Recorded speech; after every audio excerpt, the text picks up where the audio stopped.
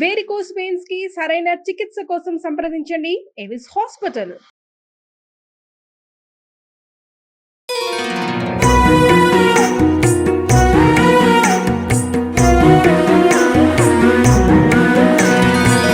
జై శ్రీకృష్ణ. ఆండాల్ తిరువడిగళే శరణం. తిరుప్పావై దివ్య వ్రతంలో 7వ రోజుకి మనం చేరుకున్నాం. ఈరోజు మరొక గోపిక, 2వ గోపిక నిద్ర మేలుకొల్పబడుతుంది. పాసురమేమో 7, గోపికేమో 2. ఇలాగ ఈరోజు మరో గోపిక పడుకుంది. నీ కెట్టే కిడత్తియో అని పాసురంలో వస్తుంది. ఏమ్మా, మేము చెప్పేది వింటూ కూడా ఇంకా అలాగే పడుకుంటున్నావా ఏంటి అంటున్నారు ఈరోజు పాసురం కీచు కీచుమని శబ్దం చేసే భారద్వాజ పక్షులను స్మరిస్తూ ఈ పాసురం ఉంటుంది. పాసురం చూద్దాం. కీసు కీసెన్రెంగుం ఆనై చాత్తన్ కలందు பேசின பேச்சரவம் கேட்டிலையோ பேய் பெண்ணே காசும் பிறப்பும் கலகலப்ப கைப்பேர்த்து வாசனரும் குழல் ஆய்ச்சியர் மத்தினால் ஓசைப்படுத்த தைரரவம் கேட்டிலையோ நாயக பெண் பிள்ளாய் நாராயணன் மூர்த்தி கேசவனை பாடவும் நீ கேட்டே கிடத்தியோ தேசமுடையாய் திரவு ఏలోరెంబావాయ్.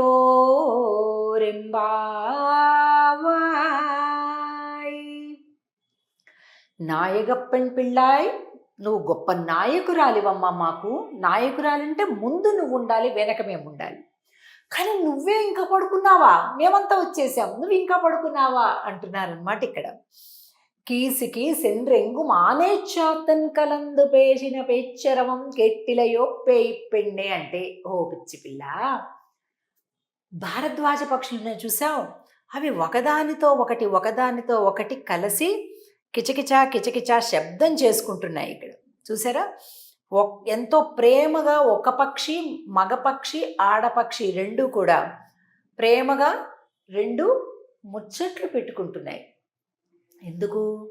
సూర్యోదయం అయిపోయిందంటే ఆహారాన్ని సంపాదించుకోవటం కోసం ఎవరి దిక్కులు వాళ్ళు వెళ్ళిపోతారు. మళ్ళీ తిరిగి సాయంత్రం సూర్యాస్తమయం తర్వాత మళ్ళీ గూటికి చేరుకుంటాయి. అప్పటిదాకా విరహాన్ని పొందవలసి ఉంటుంది కాబట్టి ఇప్పుడే మాట్లాడేసుకుంటున్నాయి కిచకిచా కిచకిచా పక్షులు. నిజంగా తిరుప్పావైని గనక మన నిత్య జీవన విధానానికి అన్వయించుకుంటే ఎంత సుఖవంతమైనటువంటి జీవితం మనకు ఉంటుందోనండి. మనం పాసురాలు చదివేస్తుంటాం సరే, కానీ దానిలోని అర్థాన్ని మన నిత్య జీవితాలకి మనం అన్వయం చేసుకోవాలి. ఎలా అంటే, ఇప్పుడు చూడండి, మగపక్షి ఆడపక్షి వెళ్ళిపోతున్నాయి. వెళ్ళే ముందు ప్రేమగా మాట్లాడుకుంటున్నాయి. వెళ్ళినంతసేపు బయట ఏ పనులతో తిరిగినా ఆహార సంపాదన కోసం ఇక్కడ ఇంట్లో అంటే ఈ గూటిలో తన ఆడపక్షితోటి మాట్లాడినటువంటి చిక్కటి నవ్వుల మాటలను, ఆ కిచకిచలని తలుచుకుంటూ ఉంటాయి. మనిషి చేస్తున్నాడా అలా? మనిషి ఉంటున్నాడా అంత శాంతంగా? లేదు. ఉన్నంతసేపు గొడవలాడుకోవటం, వెళ్ళిపోయాక కూలవ్వటం, మళ్ళా వచ్చి గొడవలాడుకోవటం. ఎంత తప్పండి! ఈ పక్షుల్ని చూసి మనం తెలుసుకోవాలి. ఇంట్లో కలిసి ఉన్న కాసేపు నవ్వుతూ చక్కగా కలిపి భోజనం చేయటం, కలిపి బ్రేక్ఫాస్ట్ తీసుకోవటం, కలిపి ఇంకొక భగవద్ ఆరాధన దగ్గర ఇద్దరు కలిపి కూర్చోవటం, ఇలాంటి ఒక దినచర్య మనకు ఉంటే ఎంత బాగుంటుంది కదండి. ఈ పక్షుల నుంచి మనం నేర్చుకోవాలి. ప్రధానంగా ఈ 7వ పాసురం నుంచి కలందు పేసిన పేచు అరవం కెట్టిలయో అమ్మ ఆ రెండు కిచకిచ మాట్లాడుకుంటున్నాయి కదా, మరి మనం కూడా కృష్ణుడితోటి కలిపి కిచకిచ మాట్లాడుకోవద్దు, మనం కూడా ఆ ప్రేమని పంచుకోవద్దు. కీర్తిలయో విన్నావా లేదా అని అంటున్నారు.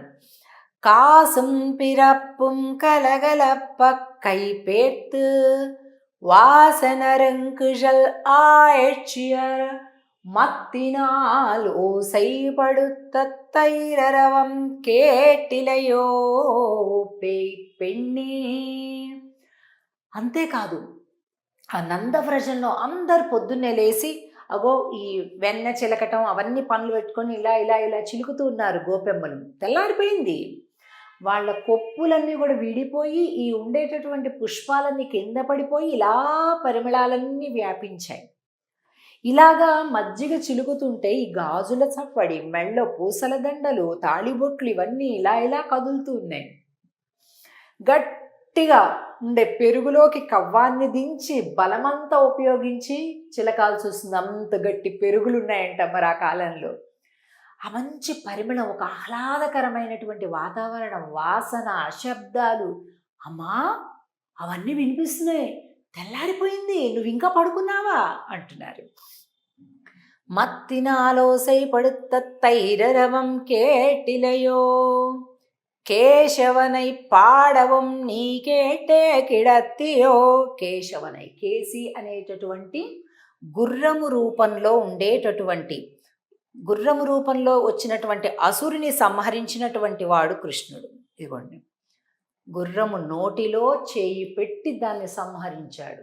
అందుకని స్వామికి పేరు కేశవుడు అని. ఇక్కడ ఆ కేశవుడిని చూస్తున్నాం మనం. అలాంటి కేశవుడిని స్మరిద్దాం. కేశవనై పాడவும் నీ కేటే కిడత్తియో తేజముడయాయ్, ఓ తేజశాలిని అంటూ ఇగో ఈ గోపికలందరూ కూడా ఈ 7వ పాసురంలో 2వ గోపిక నిద్రపోతుంటే ఆండాల్ తల్లి, ఆమె స్నేహితులు అందరూ కూడా తలుపు కొట్టి అమ్మాలే, నిద్రలే, తలుపు తీయి, దా అందరం కలిసి వెళ్దాం అని అంటూ పిలుస్తున్నారు. ఈ పాసురంలో 7వ పాసురంలో, ఈ పాసురంలో కూడా మరొక ఆళ్వార్లు, ఒక్కొక్క ఆచార్యులు ఒక్కొక్క రకమైన అన్వయాన్ని చెప్తారు. అంటే 6వ పాసురంలో పెరియాళ్వార్లు నిద్ర మేల్కొల్పబడ్డారు, 7వ పాసురంలో కులశేఖర ఆళ్వార్లు, ఇలా ఒక్కొక్క ఆచార్యులు ఒక్కొక్క అన్వయాన్ని చేస్తుంటారు. అందుకని ఈ పాశం అంటే ఇదే ఆళ్వారండి, అది తప్పండి అలా అనుకోకూడదు. ఎలా ఉన్నప్పటికీ కూడా ఆళ్వార్ల యొక్క గుణ అనుసంధానం మనకి ప్రధానమైనటువంటిది. కాబట్టి ఈరోజు గోపిక కూడా మరొక ఆళ్వార్లతోటి నిద్ర మేల్కొల్పబడుతున్నట్లుగా మనం భావించవచ్చు. అలాగే ఇదే తిరుప్పావై పాసురాన్ని భగవద్ రామానుజుల వారి పరంగా సమన్వయం చేసేటటువంటి మహనీయులు కూడా ఎందరో ఉన్నారు. కాబట్టి ఈ సమయంలో మనం మొట్టమొదట తిరుప్పావైలోని ప్రతి పదాన్ని నిత్య జీవితంలో మనం ఎట్లాగా అన్వయం చేసుకోవచ్చు అనే దాన్ని బాగా అర్థం చేసుకుంటూ ముందుకెళ్దాం. ఆండాల్ తిరువడిగళే శరణం. 8వ పాసురంలో కలుద్దాం. జై శ్రీకృష్ణ.